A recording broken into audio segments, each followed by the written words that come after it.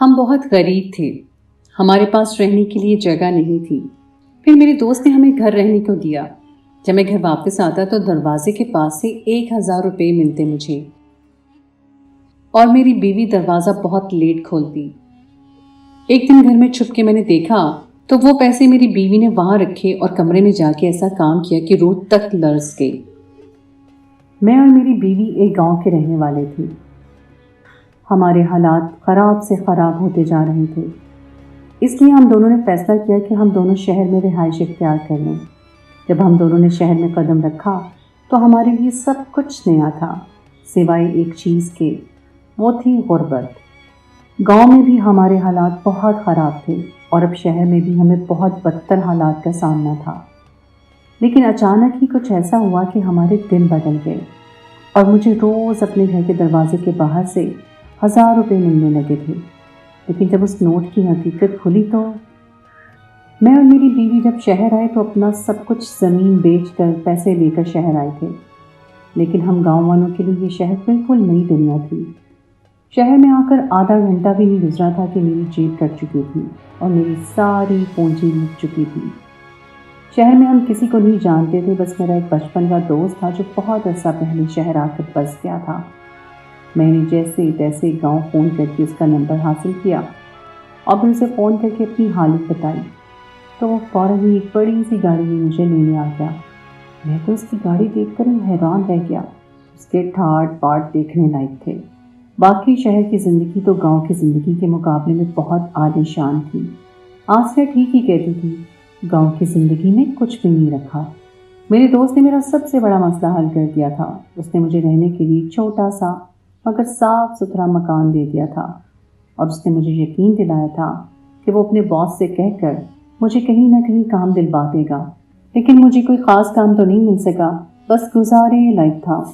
لیکن ہمارے حالات کچھ ہی دنوں میں پوری طرح بدل چکے تھے۔ ہوا کچھ یوں تھا کہ جب میرا دوست مجھے اور میری بیوی آسیہ کو لینے آیا تو میں نے اسے اپنے ساتھ ہونے والی چوری کا بتایا۔ وہ سن کر پہلے تو خوب ہنسا، پھر اس نے ہمیں تسلی دی اور مجھے کچھ پیسے بھی دے دیے اور کہا یہ شہر ہے، گاؤں نہیں، یہاں پھونک پھونک کر قدم رکھنا۔ ہم 2 دن مہمان بن کر اس کے بنگلے میں رہے اور پھر اس نے ہمیں ایک چھوٹا سا مکان رہنے کے لیے دے دیا۔ وہ شاید اس کے کسی دوست کا تھا یا پھر اس کا ذاتی ہی تھا۔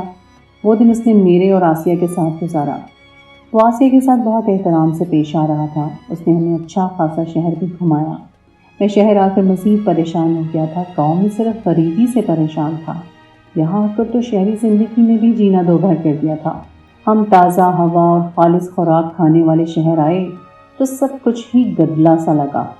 لیکن آسیہ خوش تھی، اس کو لکڑیاں کاٹنے اور دودھ نکالنے سے آزادی مل گئی تھی۔ وہ ہمیشہ سے ہی آزادی چاہتی تھی۔ مجھے شہر میں کوئی کام نہیں مل رہا تھا۔ میرا دوست بابر مجھے روز ہی کہیں نہ کہیں کام کے سلسلے میں بلواتا، لیکن سارا دن انتظار کے بعد بھی کام نہیں بن رہا تھا، اور اسی طرح ایک ہفتہ گزر گیا تھا۔ کبھی کبھی باہر ہمارے گھر کا چکر بھی لگا لیتا۔ اس کی آسیہ سے کافی دوستی ہو گئی تھی۔ میں جب بھی کام ڈھونڈنے کے بعد واپس گھر لوٹتا، ایک بات بہت حیرت انگیز تھی کہ میں جب بھی پورا دن کام ڈھونڈنے کے بعد گھر واپس جاتا تو مجھے گھر کے دروازے پر 1,000 کا نوٹ مل جاتا۔ میں حیران تھا کہ روز روز گھر کے دروازے پر 1,000 کا نوٹ کیسے آ جاتا ہے، اور جب دروازہ بجاتا تو میری بیوی دروازہ کھولنے میں ہی 10 منٹ لگا دیتی تھی۔ میں نے کچھ دن تو یہ سوچا ہی نہیں کہ اتنے چھوٹے سے گھر میں آسیہ ایسے کون سے کاموں میں مصروف رہتی ہے کہ اسے دروازہ کھولنے میں پورے 10 منٹ لگ جاتے ہیں۔ میں 1,000 کا نوٹ لے کر ایسا خوش ہوتا کہ میں نے کبھی آسیہ سے یہ پوچھا ہی نہیں کہ وہ اتنی دیر کہاں لگاتی ہے۔ لیکن جب 15 دن تک لگاتار آسیہ نے دروازہ کھولنے میں اتنا ہی وقت لگایا تو مجھے کچھ عجیب سا لگنے لگا۔ ایک تو ہر روز 1,000 روپے کا نوٹ ملنا، اور دوسرا آسیہ کا اتنی دیر سے دروازہ کھولنا۔ میرے دل میں عجیب سا شک پیدا ہونے لگا۔ بابر اور آسیہ کی دوستی بھی مجھے کچھ خاص پسند نہیں آئی تھی، لیکن بابر شہری ماحول میں ڈھل چکا تھا، اس لیے شاید اس کے لیے کسی عورت سے دوستی کرنا عام سی بات تھی، اور یہی سوچ کر میں نے کچھ نہیں کہا، کیونکہ اس نے ہم پر بہت احسان بھی کیے تھے۔ لیکن دل میں اٹھتے وسوسوں سے جان چھڑانے کے لیے میں نے سوچا کہ کیوں نہ میں چھپ کر آسیہ کو دیکھوں، اور جب میں نے اپنی بیوی کو چھپ کر دیکھا تو ایک دن میں گھر سے نکل کر میرے دوست بابر کے بتائے ہوئے دفتر پر پہنچ گیا۔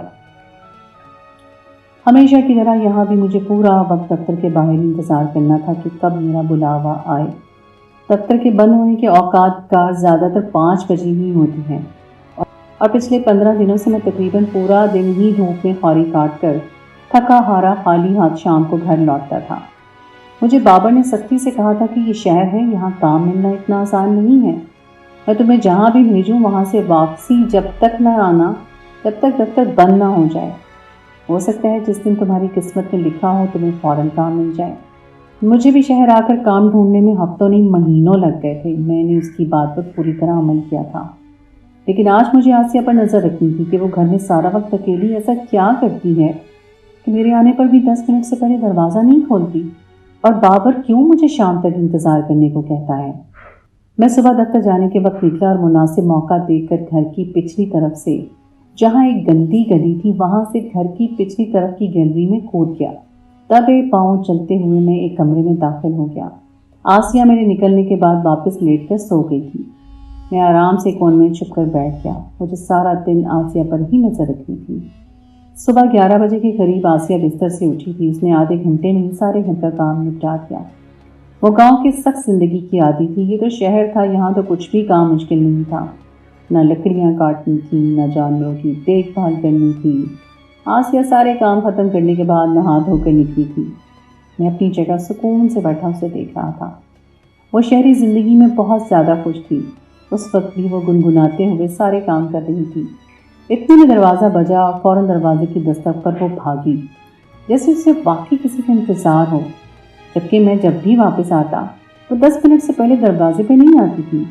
دروازہ کھولنے جو گئی تو واپس ہی نہیں آئی۔ میں بہت دیر تک اس کا انتظار کرتا رہا، لیکن وہ نہ آئی۔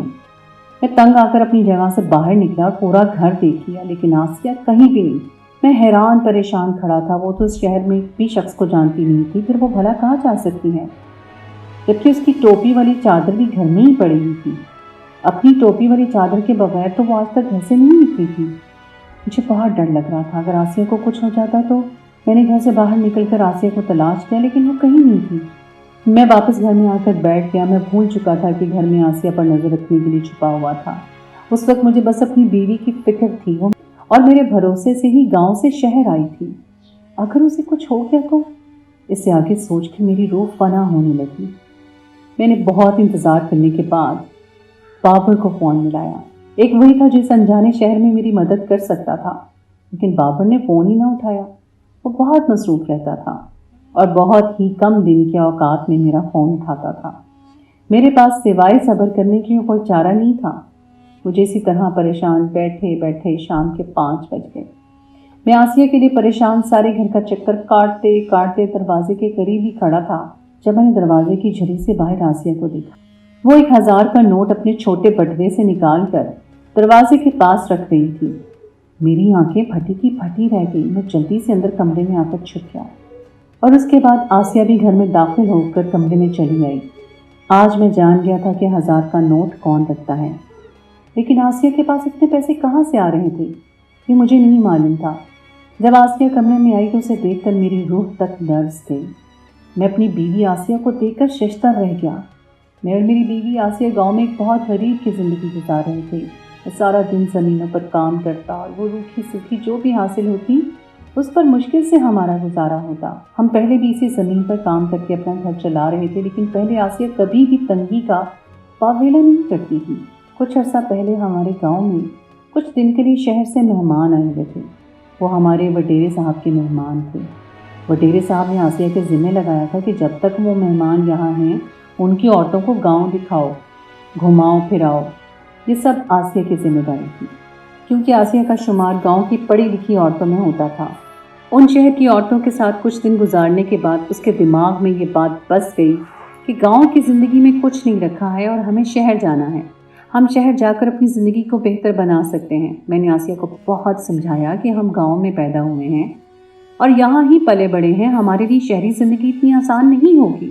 آسیہ کے دماغ میں تو لیکن جیسے یہ بات بیٹھ ہی گئی تھی، اب وہ ہر وقت گاؤں کی زندگی کی مشکلات کو گنتی رہتی اور میرے سامنے ہر طرح سے گاؤں کی زندگی کو برا کہتی۔ ہمارا گھر بہت عرصے سے ایک ہی جیسے حالات کا شکار تھا، لیکن اب اسے ہمارے حالات سب سے زیادہ بدتر نظر آنے لگے تھے۔ वो हर वक्त सिर्फ एक ही बात कहती रहती कि गांव में सिवाय गुर्बत के और रखा ही क्या है।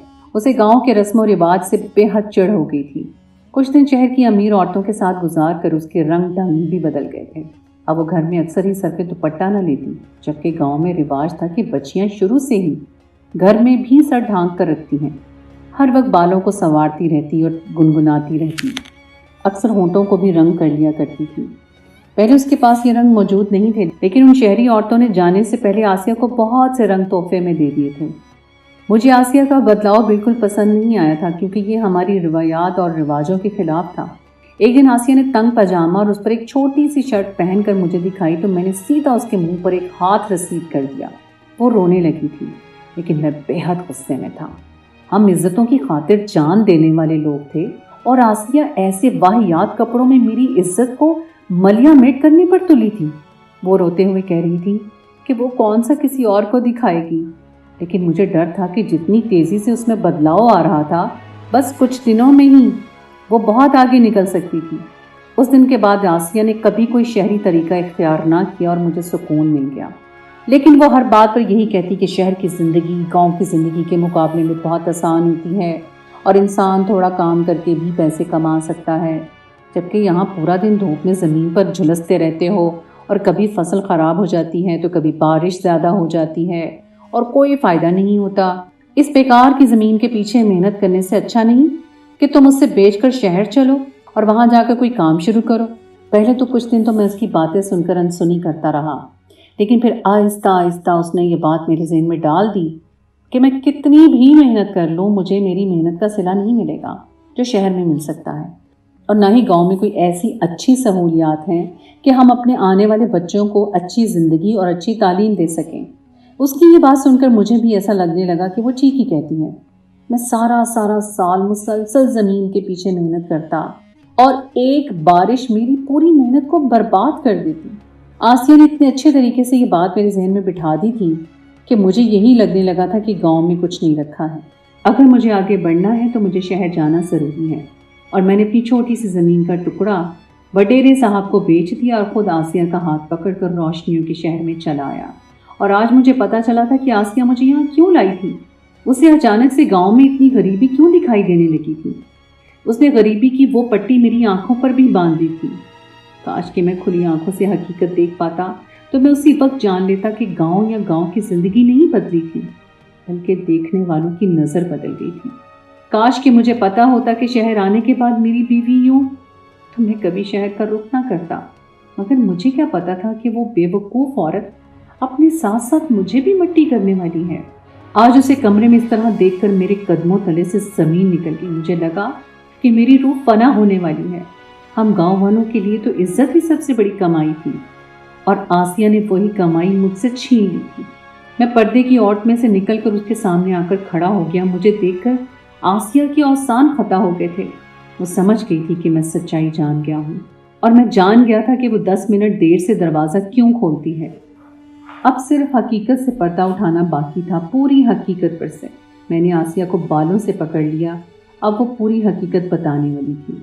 आसिया मेरी पकड़ में आते ही थर थर कांपने लगी। वो जान गई थी कि मैं इतनी आसानी से उसे नहीं छोड़ने वाला हूँ। उसे मालूम था कि मेरा ताल्लुक जिस गांव से था वहाँ इज्जत पर बात आए तो जान लेना और देना मामूली बात थी। मेरी बीवी आसिया ने मुझे बताना शुरू किया कि जब शहर से कुछ मेहमान औरतें गांव आई थीं और आसिया को उनकी मेहमान नवाजी का काम मिला था, उसकी उन औरतों से बहुत ज़्यादा दोस्ती हो गई थी। उन औरतों ने आसिया को बताया कि वो लोग शहर में कुछ बड़े लोगों के लिए काम करती हैं और उसके बदले बहुत ज़्यादा पैसा कमाती हैं। उनके पास बड़े बड़े बंगले हैं और गाड़ियाँ हैं, जबकि काम भी कोई ख़ास मुश्किल नहीं, बस कुछ वक्त दफ्तर में बॉस के साथ बैठना होता है और रोज़ रोज़ नए कपड़े भी बॉस ही देता है। उन औरतों ने आसिया को अपने कपड़े दिखाए और एक चुस्त पजामा और शर्ट आसिया को भी गिफ्ट कर दी। आसिया को वो कपड़े बहुत पसंद आए और काम भी कुछ मुश्किल नहीं था, बस बॉस के साथ बैठना ही तो था। कभी कभार बॉस के साथ मीटिंग्स में भी जाना पड़ सकता था। आसिया ने उनसे उनके फ़ोन नंबर हासिल कर लिए थे। आसिया उनकी ज़िंदगी से बहुत ज़्यादा मुतासिर हो गई थी। वो गांव की चादर और चार दीवारी से छुटकारा पाना चाहती थी। क्योंकि वो ये बात मुझे सीधी तरह नहीं बता सकती थी, इसलिए उसने गांव की ज़िंदगी में ढेरों नुक्स तलाश किए और दिन रात मेरे कानों में भी उन्हीं नुक्स का जिक्र करने लगी। वो पढ़ी लिखी थी, अच्छे से जानती थी कि एक न एक दिन मुझ पर उसकी बातों का असर ज़रूर होगा। और वो दिन जल्द आ गया था जब मुझे भी गांव की ज़िंदगी बहुत बुरी लगने लगी थी और मैंने अपनी ज़मीन बेचकर शहर का रुख कर लिया। मैं नहीं जानता था कि मेरा शहर आना मेरी ज़िंदगी तबाह कर देगा। मेरे पास गांव में पीछे कुछ नहीं बचा था और शहर आकर मैंने तो अपना सब कुछ ही गंवा दिया था। मेरी बीवी आसिया जब शहर आई तो उसने आते ही उन औरतों से राब्ता किया और मेरे पीछे उनसे मिलकर वही काम हासिल कर लिया। मेरी बीवी कितनी ही पढ़ी लिखी क्यों न थी, मगर थी तो वो गांव की ही। उसने एक दफ़ा भी नहीं सोचा कि कोई आदमी उसे इतने ज़्यादा पैसे दे रहा है जबकि कोई काम भी नहीं करना था। मैं शहरी तो नहीं था मगर मर्द था और मर्दों की फितरत से बाखूबी वाकिफ भी था। मैं जान गया था कि कुछ दिन साथ दफ्तर में बैठने के बाद बात बिस्तर तक जानी थी, मगर आसिया शायद इस बात से अभी अनजान थी। वो बस अमीरी के मज़े ले रही थी, बड़ी बड़ी गाड़ियों में घूम रही थी, बिना दुपट्टे के बगैर आस्तीनों वाले कपड़े पहने वो खुद को शहरी औरत समझ रही थी। दरअसल शहरी लोगों के सामने वो कुछ नहीं थी। वो जिसे काम समझ रही थी दरअसल वो काम था ही नहीं, बल्कि उसकी खूबसूरती के पैसे थे जो उसे दिए जा रहे थे। उन औरतों ने उसे एक बड़े कारोबारी शख्स के पास नौकरी दिलवाई थी और उसकी नौकरी महज इतनी ही थी कि उसे जो लिबास दिए गए थे वो पहनकर 12 से 5 के औकात में दफ्तर जाना था। वो लिबास जो मेरी बीवी पहनकर घर में वापस आई थी, अगर मैं गांव में होता तो उसे गोली मार देता। लेकिन ये शहर था, यहाँ औरत की आज़ादी के नाम पर यह सब कुछ आम था। उसका लिबास देखकर मैं शर्म से डूब मरना चाहता था, मगर उसे कोई शर्म ही नहीं आ रही थी। वो सफ़ेद रंग का नीम बरहना सा चुस्त लिबास जिसमें उसका पूरा जिस्म नुमाया हो रहा था और उस पर तेज सुर्ख रंग के होंठ किए वो किसी भी मर्द को बहका सकती थी। और मुझे यकीन था कि बस कुछ ही दिनों में वो इस शहरी ज़िंदगी और चंद पैसों की खातिर अपनी आबरू को खुशी खुशी गंवा देगी। वो गुनाहों के एक ऐसे दलदल में धंस रही थी जिससे वापस निकलना मुमकिन नहीं था। उसे नशा हो रहा था, दौलत का नशा, जो इतनी आसानी से उतरने वाला नहीं था। मैंने उसे समझाना चाहा कि दरअसल कुछ अमीर ज़ादों को ऐसी सेक्रेटरियों को रखने का शौक़ होता है जो बस उनके दिल को लुभाने का काम करती हैं, उनकी तस्कीन का सबब बनती हैं और फिर उनके लिए बेकार हो जाती हैं। मेरी बीवी आसिया को भी ऐसी ही एक नौकरी मिली थी, लेकिन आसिया को कहाँ कुछ समझ आने वाला था। वो मेरे आने से कुछ देर पहले ही घर लौटती और उस सोच के साथ दरवाजे पर 1000 का नोट रख देती कि मैं शहर से तंग आकर गांव वापस जाने को न कहूँ, और खुद अंदर आकर कपड़े तब्दील करके मुंह धोकर दरवाज़ा खोलने आती, जिससे उसे दरवाज़ा खुलने में वक्त लग जाता। उसकी हकीकत जानकर मैंने उसे 2 थप्पड़ रसीद कर दिए थे। मैं उसे एक इज्जतदार ज़िंदगी देना चाहता था, मगर उसे आज़ादी का शौक़ चढ़ा था। वो जिसे आज़ादी समझ रही थी वो दरअसल ग़ुलामी थी। उसे एहसास ही नहीं था कि वो किस तरह खुद को दूसरों की नज़रों की तस्कीन का सामान बना चुकी थी। मेरे लिए अब उसके साथ रहना आसान नहीं था। आसिया की वजह से मैंने बाबर पर भी शक किया था, जबकि वो तो हमारी मदद कर रहा था। खोट तो मेरी ही बीवी की नीयत पर था। आसिया, क्या तुम मेरे साथ वापस गांव चलोगी? मैंने आखिरी दफ़ा एक मोहम सी उम्मीद पर उससे सवाल किया था।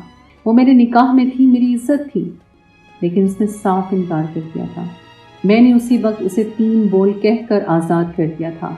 वो आज़ादी तो चाहती थी, जो आज़ादी वो चाहती थी वो मैं उसे दे नहीं सकता था, इसलिए मैंने उसे खुद से हमारे रिश्ते से आज़ादी दे दी थी।